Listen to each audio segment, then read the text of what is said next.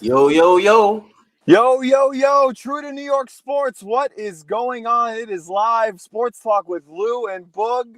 Episode number 27 today. Boogie, what is going on, my brother? Oh, I'm all right, man. It's a nice rainy day today. Nice rainy day. Yeah, that's why I'm in the car. I was driving to Citi Field today, and the Mets got rained out. So he said, you know what? I'm going to go to Barclays Center to go watch the Nets and wear my new True New York Sports NYC Brooklyn Nets shirt takes over, and they're playing in Minnesota. So I am unfortunately pulled over on the side of the road because I have to make a decision of what I want to do now tonight. But that's okay. That's okay. But how's everything going on your end, Boogie? Boogie, you're as a Met fan right now, bro. I don't know what to tell you, man. But you guys have only a few games played, and the whole season has about 50. So what? I can only imagine how you're feeling as a Met fan right now. Man, let me tell you the frustration as a Met fan. It's not even because of losses. Imagine, like, Met fans are normally upset because of losses, but not this time. Not right now. Well, let me curb that.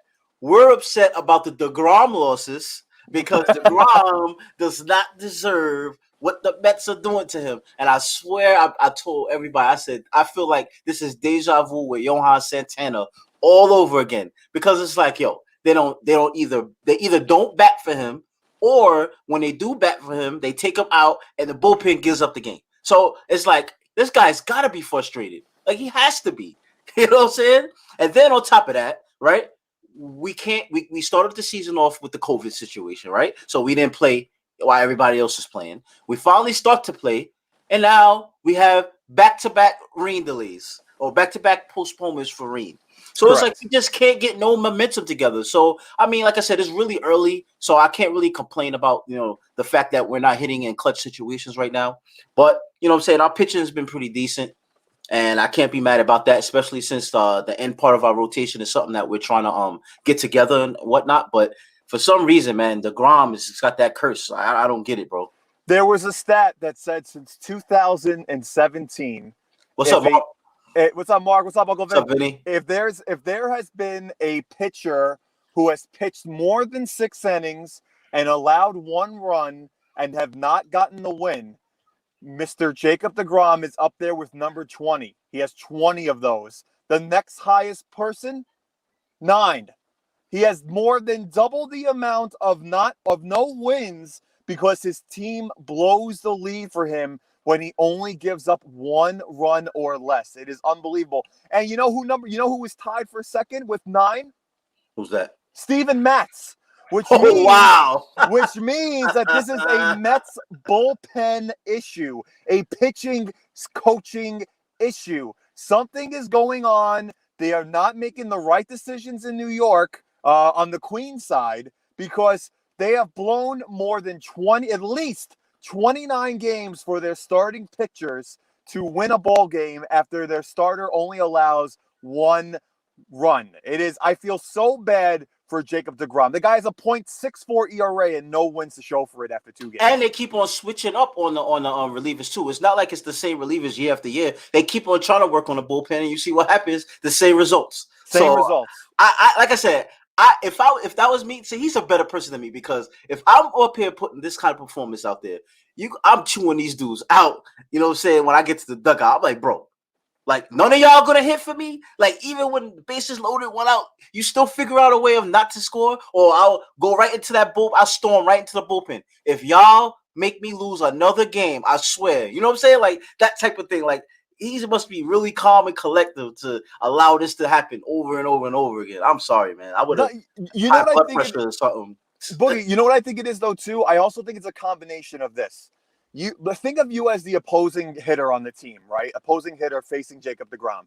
You know that DeGrom is arguably the best pitcher in baseball, right? So after you face him, you know you're only going to face him 2 or 3 times.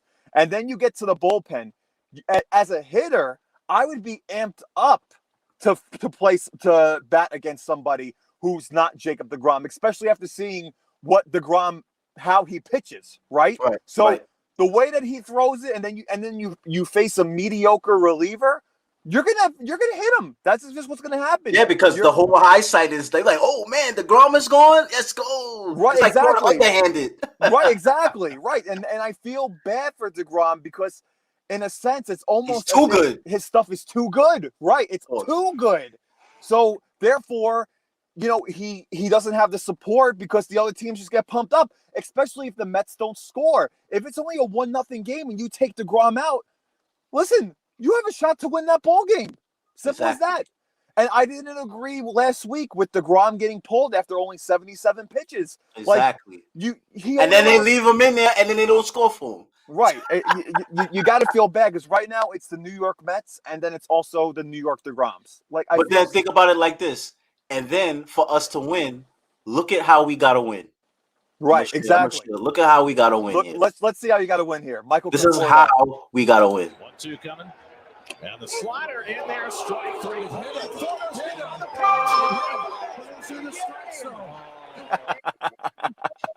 No effort to get out of the way. It was a strike, but he didn't move. And Don Mattingly is going to come out. Yeah, that's right, kid. Get excited for your Mets win. That's right. Listen, man. As a Met fan, I was embarrassed. I was like, oh, man, like, this is how we get a win. This is that kind of hit that we get, hit by pitch. We can't actually get an actual hit. Listen, Conforto has not been hitting. This was a good at bat for him to get a win for the Mets because he has not been hitting at all. I sure hope he doesn't bring this at bat to the negotiating table where he wants to get his extension. I win you guys baseball games all the time. Look, I got hit by a pitch. What's up, Neil? I got hit by a pitch. What are you talking about? No, but listen, here's the thing though with that call. I do not blame the Mets for taking a win like that because a win is a win. But what I would be mad at, and the umpire even said himself that it was a bad call. But we learned that you can't review that. All you can review is that whether or not he got hit by the pitcher. Not right. It was up to the umpire to call the strike. Because if it's in the strike zone, then him getting hit. If he called him out, he's out. Correct. You know what I mean? Right. So at that point, once he said that he got hit by it and he sent him to first base, that's it. You can't overturn that. So that's not. You take that as a Mets win. You take it. It does help build a little momentum. But if anyone should be mad, it should be the Marlins, right? Most definitely, because you know what? The Mets get the bad end of the stick all the time. So to finally see a bad call go in the Mets' favor was kind of shocking. Like, I didn't even know how to feel. You know what I'm saying? It was like, it's actually like a Met winning a championship. I didn't even know how to feel. Like oh, man. Right. No, we got a bad call go for us for a change? Oh, my God. Right. No, that's right. So true. So true. But listen, you guys got the win. Now you guys are rained out. I just hope this doesn't kill momentum for the Mets because as a baseball team that plays almost every single day, you carry bad momentum with you, you carry no momentum with you, and you carry good momentum with you. Right. So not having any momentum is not good. Nope. It's not good because it's not like you guys were slumping. You guys blew a couple of games, yes, but it's not like you guys were in a losing streak worth of slumps. This is not good that you guys aren't playing. The rain is causing you guys. COVID is causing it. It's not good for the Mets in general. And we're still trying to figure out what kind of team we got. You know what I'm saying? Like, it's just, it's hurting us. No, I agree. What's up, David? Good evening, brother. Good evening. But yeah, no, I know. And then on the other side of New York, we have our New York Yankees. Yeah, man. What's up, David? Listen, it's been a very interesting week with the Yankees. We already sent down, Herman, or after him having a great spring training, we already sent them down. And they're having the opposite regular season right now. They really are. They're 4-5. Listen, they had a big win yesterday. They came up clutch yesterday in extra innings. Prior to that, they lost 2 games in extra innings. It was good that they won yesterday. But it's just kind of funny to me how the bats are just not there right now. They're just not there. And I'm gonna be honest with you, man. Like, honestly, coming from a Met fan perspective, Yankee fans need to relax, man. It's still the beginning of the season. I don't know what you guys are going crazy over. Yeah, okay, you're the Yankees. You're the big bad Yankees. You're the best in the East. Blah blah blah blah blah. But bro, the season just started. You can't be complaining already. You can't. No, I know. You're right. This can't happen. You know what I'm saying? You got two struggling pitchers. You know what I'm saying? Kluber and Herman. They sent Herman down because he totally burnt your bullpen. You know what I'm saying? So they had to bring somebody up just as a fresh arm because the bullpen's always getting used, right? And then your bats are not showing up in clutch situations either, just like with the Mets. So right now, it's the beginning of the season. You guys are figuring each other out. Remember, you guys had a whole bunch of injuries before. So now everybody's trying to be healthy, trying to get their footing together, get into the season. Relax. No, yeah, I think that's the thing. That's the problem. Like I was telling you earlier, Boogie. Yankee fans in general expect to win every single game, okay? Just because they're the Yankees. So Yankee fans, relax. It's the beginning of the year. There's still 152 games left.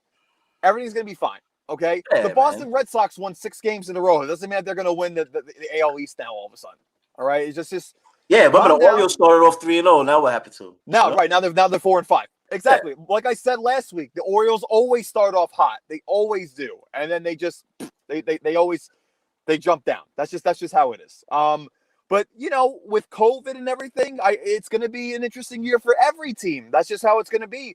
Injuries are going to be playing, and COVID is going to be playing a lot of factors into this season. Some of the better players might catch bad COVID symptoms. Who knows? And then they're out for 2 weeks, and it affects the whole team. We don't know what the season's going to bring us with a full 161 games.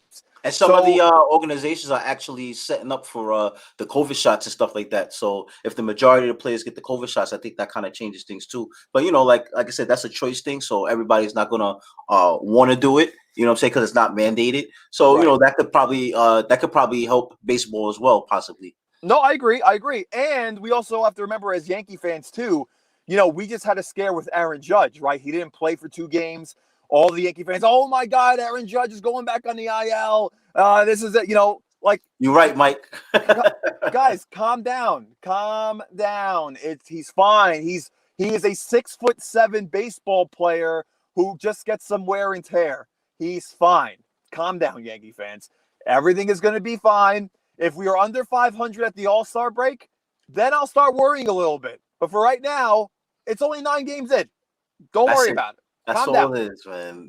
You guys, I can tell you guys kill me, man. Like, well, we don't even got that many games in, so the Mets got nothing to really complain about outside of the inconsistent games that we just don't have no games being played. So, I mean, there's no way they're going to be on fire playing like that. But the Yankees, you guys are playing, you're struggling, you'll get through it. Because I've seen you guys get a hot streaks, and you guys are still beating up on Sanchez. The dude, he's batting like 296.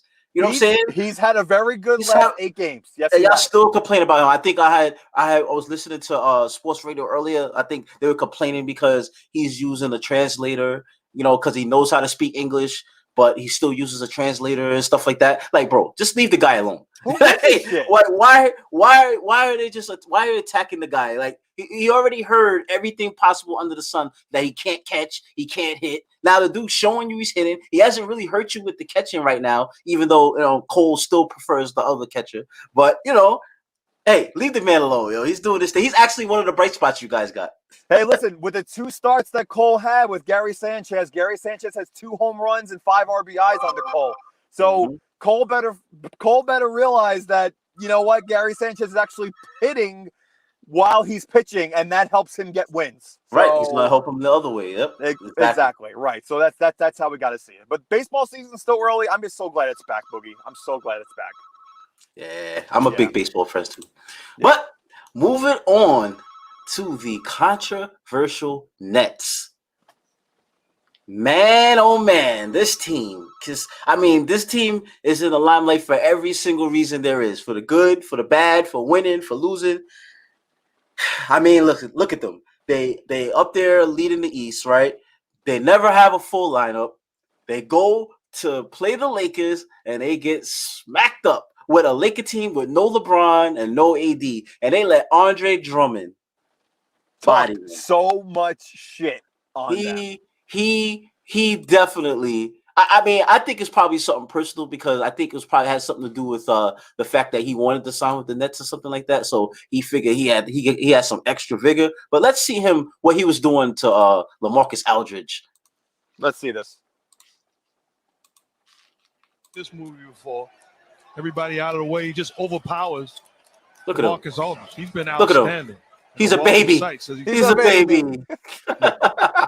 Yo, he was doing that all game. You know what I'm saying? Like just babying him, and that's bad, bro. Like that's bad. That's actually showing one of the weaknesses that the Nets have. Like they don't have no inside presence. Because if you let Andre Drummond, let's think about this. Andre Drummond is no superstar anymore, if he ever was one. But he scored 20 points, 11 rebounds.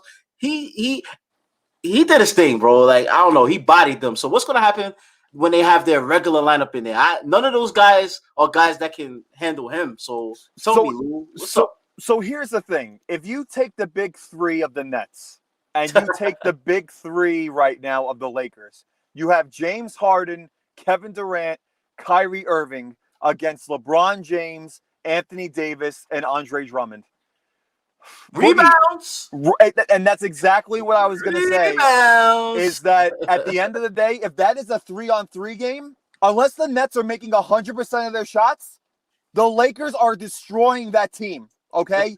Just on rebounds alone and size alone and power alone.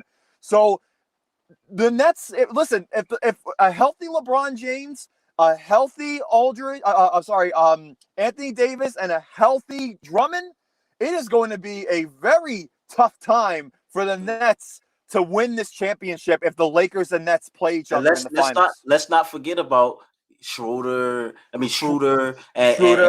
Kuzma and stuff like that, like Montrezl Harrell. I think I jammed his name up, but Montrezl. Yeah, you know Harrell, right? Yeah. The guy from the Clippers last year. So what I'm saying is, like, their team, even they fell, I think, down to the 5th in the West right now with no LeBron and no AD, but they're still, you know what I'm saying, holding the fort down with those guys. So with those guys gaining the confidence without them, just imagine what's going to happen when they get back. Right. So now the Nets here lollygagging, taking days off here and there. You got Kyrie, who was going to miss today. You know, even though today got postponed, but he was scheduled to miss today for personal reasons, like Well, first off, Boogie. First off, Kyrie had a legit excuse. It was his brother's cousin's sister's uncle's brother's dog's birthday. Gotcha. So that's why he couldn't make it, which I understand. You know, right. I get it. You know, but so let's not give him too much. No, listen, no, you're right though. Come on, Kyrie. Yo, somebody told me that he was mad he got ejected, so he just said, you know what, I'm gonna sit 2 games now. You know what? The next time that my boss ever yells at me, let me take a day off also and see what happens after I get yelled at. How about that? Jesus Christ, man. It's crazy. I mean, I know he just had a kid and everything, but like a lot of NBA players have kids and they'll take a day off and then they keep it pushing. This guy, he keeps taking days off. Nobody even knows what these days off are for. You know what I'm saying? Like, we don't know. We don't know if something's going on with him. Whatever, because this is the problem the Nets have. And this is a really serious problem the Net organization has. Because now he's really running the team and the team can't do nothing about this. The reason why I say that is when he does play, he performs so great. They say, well, I guess it's worth it. I guess it's worth the headache. Because he not only brought Durant here, right? When Durant sits down and other guys can't play, he's putting the team on his back and winning games. So when he says, hey, I want to sit down, how are you going to tell him no? How can you tell that man no? He's taking full advantage, because imagine if he was on the Knicks doing this. This wouldn't fly. No, it wouldn't at all. Fly with the fans. This wouldn't fly with Dolan. This wouldn't fly with nothing. So he was smart to go to the Nets because he knew that he's going to run this team. And he probably knew. There was like I said, when he was with Boston, it didn't work out. At the end of Cleveland, didn't work out, because I think he was already having this mindset that this is how he wants to play the rest of his NBA career. So he's in a perfect environment for himself. You know what I'm saying? So now he got a whole bunch of superstars with him, right? They all take a day. You got Griffin, who just got here. He's already taking maintenance days off. You got James Harden, who is carrying the team. He wants to play. You know what I'm saying? But he couldn't. But he wants to play. I guess because, like you said, off camera, he's going for an MVP season, so he want to play. He want to show his talent. But then you got like Kevin Durant. He keeps sitting out. Now he's back, and then Kyrie sits out. So it's like they can't never have the full team. So we don't know what they got. But I know one thing they don't got: that presence down low that Andre Drummond exposed them for. Exactly right, and that's going to be even an issue when all 3 of the big guys play together. Because I can tell you right now, Kevin Durant is not boxing out Andre Drummond.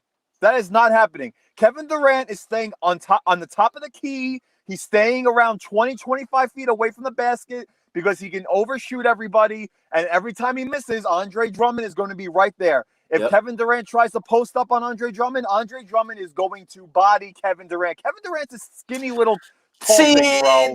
That I don't know about that. Like, I don't think Kevin Durant's gonna be posting up Andre Drummond. He's gonna cook him. He's gonna take him to the perimeter. He's gonna cook him. He's gonna do a back step jumper. You're right. He won't try to dunk it. Offensively, I'm not worried. See, that's the thing. Offensively, they're solid, bro. They're solid. It's just that, let's say they catch a cold spell. They're not gonna get no offensive rebounds. Not with them. Because I don't care. You got Jordan. I don't care if you got Jordan, that blonde haired kid, Aldridge, Blake. I don't care if you got all of them out there. They're not getting rebounds over Drummond and AD and LeBron. No, not at all. Those are three guys that can really rebound. You understand what I'm saying? Yep, three guys that can literally get 10 rebounds plus a game. And Montrez. You know what I'm saying? Like, so what I'm trying to say is it's not all rebounding, but see, right now, if I know it wasn't a full team for either side, but this has to be an eye-opener that the Nets don't have an easy walk in the park all the way through. The Lakers, they still got to go through, bro. They're still the reigning champions. They still a good team. So if that wasn't an eye-opener that last game, I don't know what is. No, I agree. And you know what? This also leads right into our Knicks, too, who have been having a lot of trouble playing only 3 out of 4 quarters, it seems. They have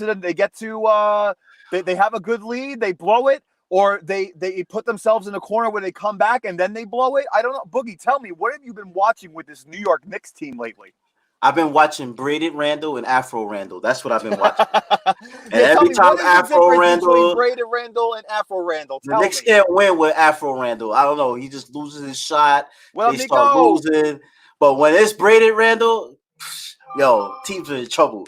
And Randall got them brazen. So I should have expected that win yesterday. You know what I'm saying? Should I expect today's win against the Lakers? I don't know. Right. You know what you got to do? You know what you got to do? Every time you see Afro Randall before the game, bet the other team. Simple as that. Yep. Bet on the other team. Yep.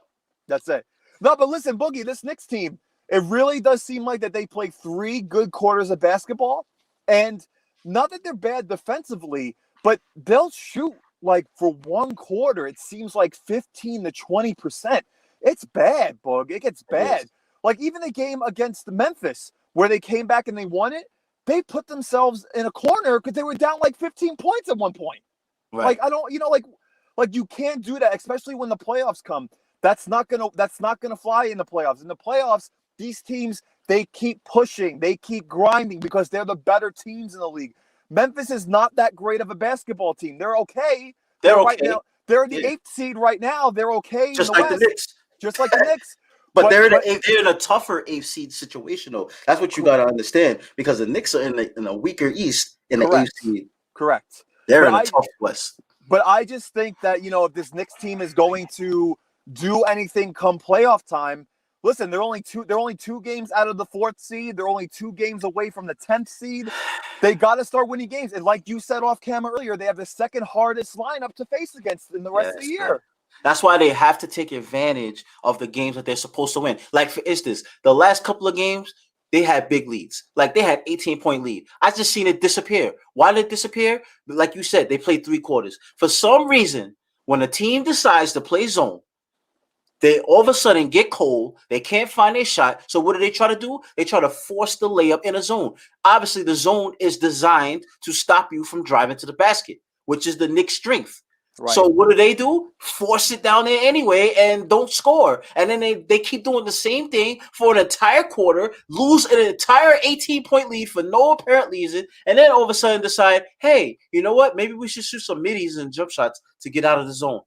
Like, why is that a continuous thing over and over again? Like, I know the Knicks aren't a great team, but there's certain things you have to know, like, especially as a coach. Thibodeau has to understand that when you go through these cold spells, figure something out. Throw some high screens. Do a double screen up top. You know what I'm saying? Do a little pick and pop. You know what I'm saying? Like, do something like to negate this. Like, try something different. Try something different. If these guys are cold, bring a Kevin Knox in.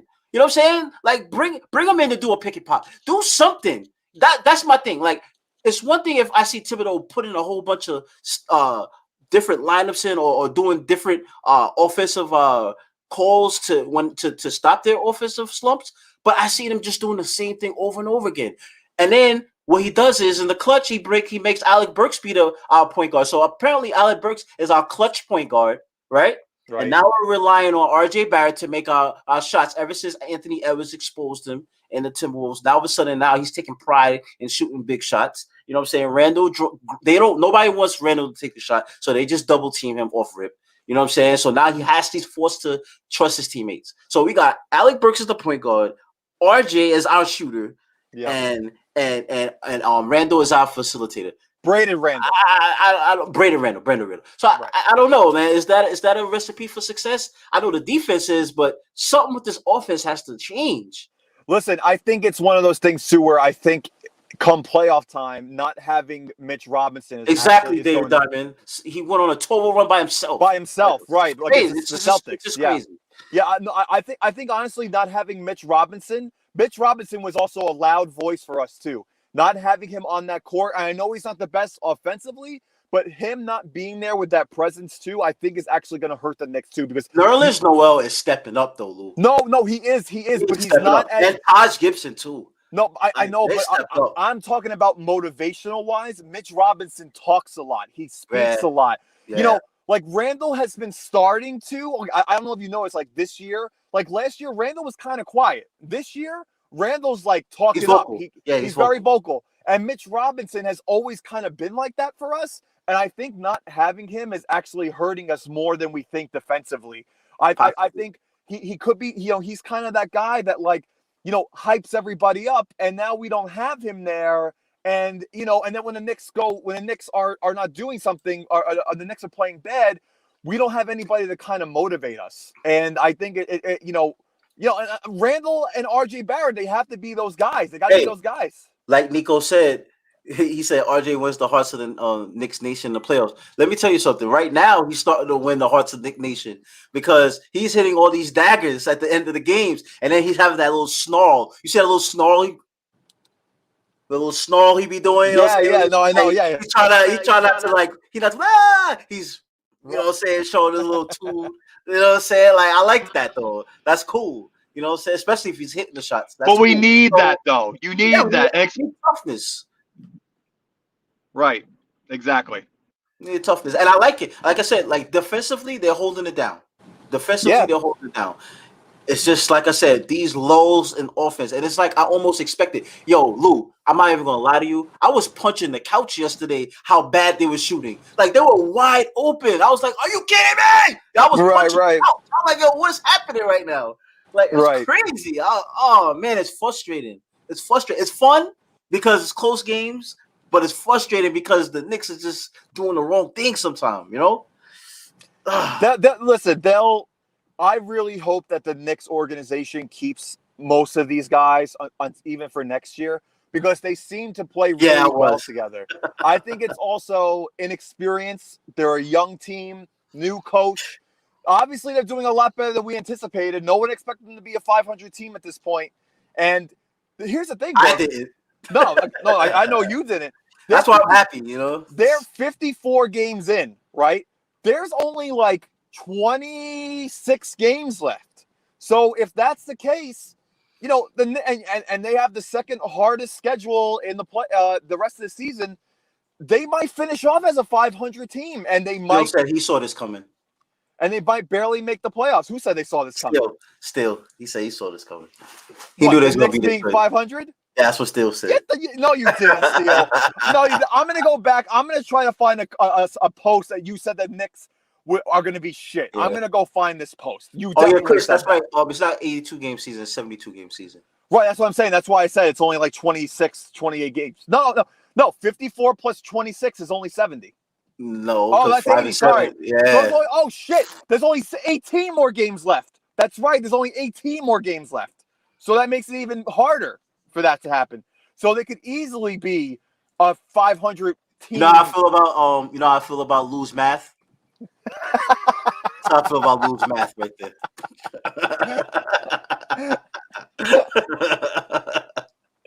this guy. You got to figure out how to get that into a black background, though, bro. That's fucking funny.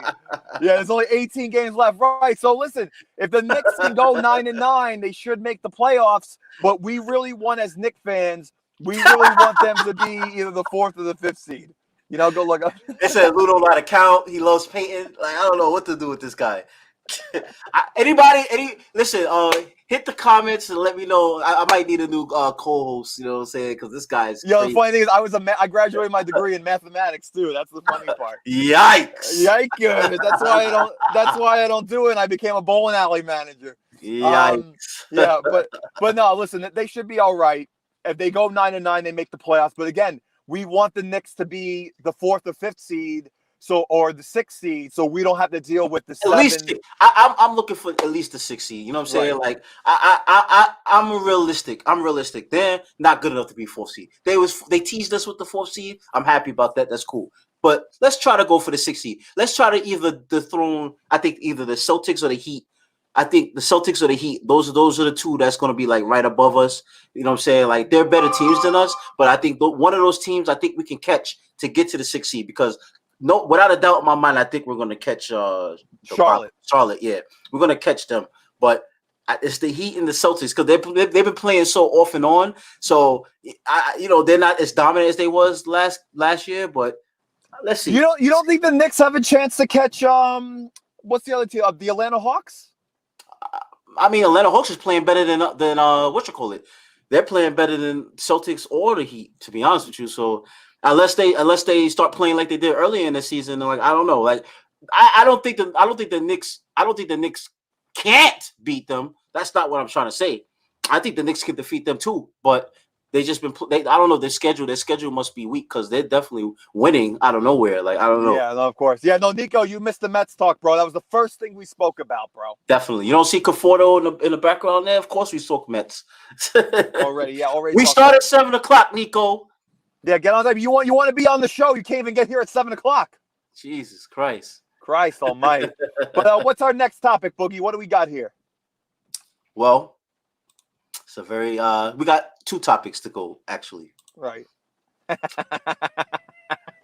don't know which one you want to attack first.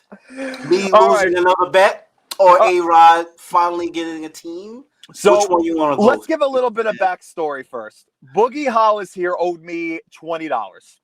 I bet him $10 that Baylor would win straight up against Gonzaga. He took that bet because the spread was 4.5. No problem, Lou. I'll take that bet. And what happened? Baylor dominated Gonzaga. Embarrassing. Heartedly. Embarrassed Gonzaga. And Baylor is your first-time champions after 74 years. Congratulations to Baylor. I knew you guys were going to win. I should have freaking did a pool. I should have bet you guys in the beginning. I said it from the beginning, too. And I'm very happy for Baylor. Congratulations, Boogie. You officially owe me $30. I will take that Venmo, please. Thank you. Oh, yo, Nico, you owe me $20 too from that Knicks loss. You owe me $20. Maybe I should have put Nico with the sad face up there too. Right, you should put Nico's face up there too. But yeah, so Baylor wins the NCAA championship. Congratulations to the Baylor Bears. Hey, David Diamond, man. The fact that they got to play the Bucks 6 seed, that's not a problem for me because you know why? I don't expect the Knicks to get past the first round anyway. So with that being said, I'm just happy if they make it a series. You understand what I'm saying? So I wouldn't even be mad, bro. Like playoffs. Yeah, but Boogie, if the Knicks make the 5th seed and they play the Hawks, they could beat the Hawks in the first round of the playoffs. Yeah. I was just talking about what David Diamond said. If they make the 6th seed, they got to play the Bucks. I said, hey, either way, they can, but I'm not trying to put my eggs in the basket in that manner. You know what I'm saying? I'm not setting myself up for disappointment. I just know I want to make the playoffs, and I want to be excited about that. I want it for a change. When NBA playoffs start, I'm not, sitting somewhere else not caring about basketball. I want to actually see my team in the playoffs for a change. You know what I'm saying? I agree because it's been too long. It's been too long. Because like I said, I didn't expect them to be in the playoffs this year anyway. So the fact that I know they're going to be in the playoffs, that makes me happy. So I agree. So I'll take whatever wins or losses that we're going to get after that. Now, AROD, he failed trying to get the Mets because he's trying for the Mets, right? I think he was trying another team before he was trying with the Mets, if I'm not mistaken. Wasn't they trying to get another team before that? I want to say yes, but I don't remember. Now he's finally, I mean, it's not set in stone yet, but it's almost set in stone that he's going to be partnering up to buy the Minnesota Timberwolves and the Lynx from the WNBA. Right. What's up, Scott? How you doing, bud? What do you think about that? So here's the thing, and I think a lot of people are kind of shitting on Alex Rodriguez for doing this, but let me explain to you from a business standpoint why this is a good move for Alex Rodriguez. Okay, tell me. Alex Rodriguez. Let's just say, for instance, he buys the New York Mets. He has a baseball mentality. Okay, he has been a baseball player for a very long time. He hasn't been on the business side of it. He's only been on the other side of it. It's one of those things where, you know, if you put a professional bowler running a bowling center, that doesn't mean that he's going to succeed because he's a good bowler. It just means that he might be a little bit biased when it comes to certain things. Okay. For all we know, Alex Rodriguez, if he was the owner and he tried to sign Francisco Lindor, he might have signed him to a huge $500 million deal that wouldn't have made sense because he wants good baseball players to play for his organization. I'm not saying that he would do that, but I'm just saying that he might be a little bit biased. So or he could be like how Michael Jordan was as an owner and just sign nobody with talent. Right, exactly right. Or think that he knows talent and he doesn't because he's a baseball player. You know, like, oh, I know everybody because I'm a good baseball player. I know what I'm talking about. Right. Let him start with a sport that he knows nothing about. Let him learn the business. Let him go, especially in Minnesota. Basketball is not popular in Minnesota, okay? The Minnesota Timberwolves have not been good since Kevin Garnett was on that team, okay? They have not been popular since Kevin Garnett was on that team. This is a young team with not a lot of fan base. He now owns part of the Minnesota Lynx, which is WNBA, is not popular. Let him learn and grow a business of a sports industry that he knows nothing about. I think this is a good move for him. One thing I have to say, though. I'm not saying it's not a good move, but this is what I have to say. You're talking about billions of dollars that you want to learn with. Like, do you hear what you're saying right now? You don't make $1 billion investment to learn. You make $1 billion investment to make more money. I'm sorry. It's not a couple of $100. You talk about billions of dollars. So I don't know if I was a Timberwolves fan and you told me that AROD bought my team that I'm rooting for just to learn the business, I'd be upset. Now, yeah, I know the Timberwolves suck. I know, you know what I'm saying, they have no shot of winning anything. But if my owner said they are arriving here to learn the business, I would be upset. So I know. You spending billions of dollars just to learn the business. I understand that, but also if Alex Rodriguez has $2.5 billion to buy the team, the Lynx are the better team, by the way. That also means that Alex Rodriguez has the money to spend to possibly make the Minnesota Timberwolves a better team in general. Well, he's partnering up with a billionaire. You know what I'm saying? It's not like it's all AROD. But I think I read after 2.5 years he'll get full ownership, if I'm not mistaken. But that's all if everything gets finalized. But that's a pretty big move, man. Like, no, but it's a good move, Boog. That's I applaud him for making a move like that because obviously he's passionate about owning a team. It's just the fact that he took a really bad team. So he'll look like if you make guys, don't get mistaken that we're saying that the Minnesota Lynx are a bad team. We're saying that the Minnesota Lynx are part of the WNBA, which isn't as popular, and it's not as the market value for women's basketball is not as high as men's basketball. So if you put AROD face on that, then that helps. It could help build the industry 1,000,000%, because everybody knows who Alex Rodriguez is. Everyone knows who he is. They know him because he's one of the best hitters of all time. They know him because he's one of the steroid users. They know him for everything. So to have someone like Alex Rodriguez partnered up with you to be a part of your sport, it's not a bad move. It's really not. If anything, this is going to help WNBA. Yeah, they have 4 titles, but the average salary for an WNBA player is like $45,000 a year. So this could help build the industry, be more popular for women's basketball to get hired, because now you have higher people, more popular people being a part of that. Right. So I think it's a good move. Right. But we'll see. We'll see how it works out. Yep. But hey, did you see that dunk by Bridges? No, do you have the video? Oh, I most definitely do. You need to see this video. Let me see this dunk by Bridges real quick. Man, Clint Capella, man. I feel sorry for him. Listen, Clint Capella was good with the Rockets when he had James Harden, and now he's getting dunked on with the Hawks. Has a smaller man on him. Rozier. Cody Zeller, offensive rebound. Bridges. Oh!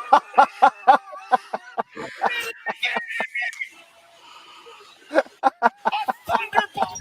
This is what we want to see. Oh, Bridges. my God. The shot blocker, and look at LaMelo. Oh. He almost made LaMelo Ball break his wrist.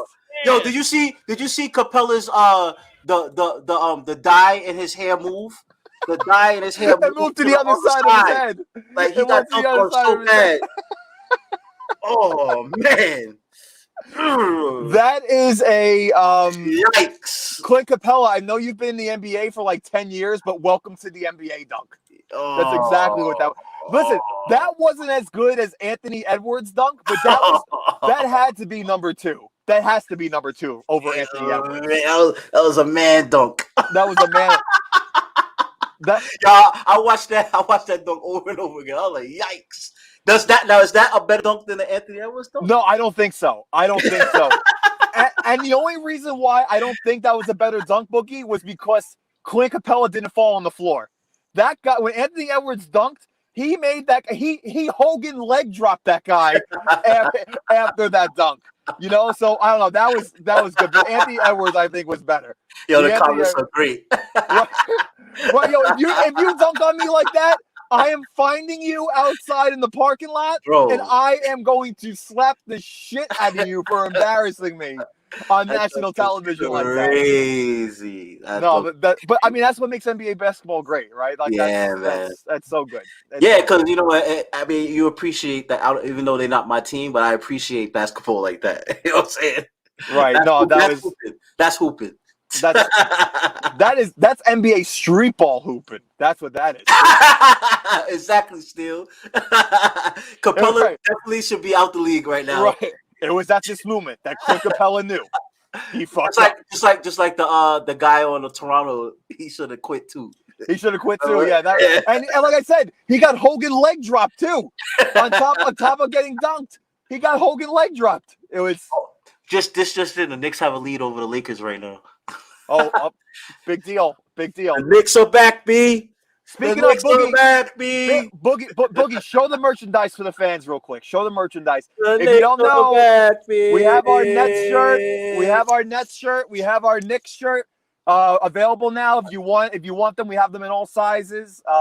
They are awesome shirts, machine washable, all that good stuff. Support our True New York sports. Support it. And Boogie, do we have anything else to talk about today, or are we done for today? Nah, we done, brother. I'm about to go watch the rest of this Knicks game. All right, well, we're gonna go watch the rest of this Knicks game. You know, Nico Rivera, make sure if you actually want to talk baseball, sign in at 7:00, please. Okay, sign in at 7. Oh, shout out to that kid who made the 7-10 split. Shout out to the Ginger Assassin he's being called through around the world. The Ginger Assassin. First time in 30 years. That was the 4th one on TV, right? 4th one on TV. Yep, first one in 30 years. So it was actually kind of cool. I think I should bring that up, right? Yeah, bring it up real quick. Bring up Rob Stone making the call. A lot of people liking Rob Stone as a commentator for bowling, which is good. You know, he helped the PBA get into Fox too. It's good for bowling in general when stuff like that happens, because as most of you are bowlers here who are watching the show, it's nice to see that we are getting some kind of TV/Sports Center exposure, because bowling's not going to be on a top 10 anytime soon. How about soon. the people who don't know what a 7-10 split is? You're about to see exactly what that is. All right, so if you guys don't know what a 7-10 split is and you watch bowling, this is what a 7-10 split is. On this tour. Right, and this kid's 18 years old. 18 years old. We'll get to those products. Is that urethane? Right after this show. Everyone using urethane here on the show. Everyone. Folks, that's a 7-10 split right there. The 7-pin and the 10-pin. One of the hardest splits to make in bowling. I mean, I don't want to rewrite. And that's the reason why there's only been 4 of them made. There's been 30 plus Four made on 300 TV. games. Leaving the 7-10, 300 the 7-10 plus, only been made on television 30 plus in 300 the games history bowled of on professional TV. bowling Only on 3 TV. 7-10s up to this point. Come on, kid, do it. Hey! He got the 7-10, Randy. 18 years old. Look, the guy he's bowling against even gave him a high five. That's what you know. That's when you know, which is like I said, that should be a top 10. It'll be. I can't believe I played a bowling highlight. I love it. First time ever we played a bowling highlight on the show. Bowling highlight. Wow. I know, crazy. But no, congratulations to Chris Villa for winning the title yesterday. His first major, his first title. He's been on 7 shows and he finally won his first show. So, congrats to Chris Villa. Bowling making a little bit of a comeback, Boog. I like it. See what happens, man. We'll see what happens. But all right, guys, listen, thank you guys for tuning in to watching True New York Sports episode number 27. We will be back next week for episode number 28. Yes, Boogie, as always, yes, sir. Let's go New York Yankees. Let's go New York Knicks. Let's the go Mets. Let's go Mets, baby. Maybe the Mets will actually play a baseball game tomorrow. Let's go Rangers. Let's go Rangers. Let's go. I'm not saying let's go Islanders. No, I was gonna say it, but I didn't want to say it. I didn't want to say it. But you guys have a good rest of your night. Thank you for tuning in as always. And I will see you guys next week. Peace. Peace.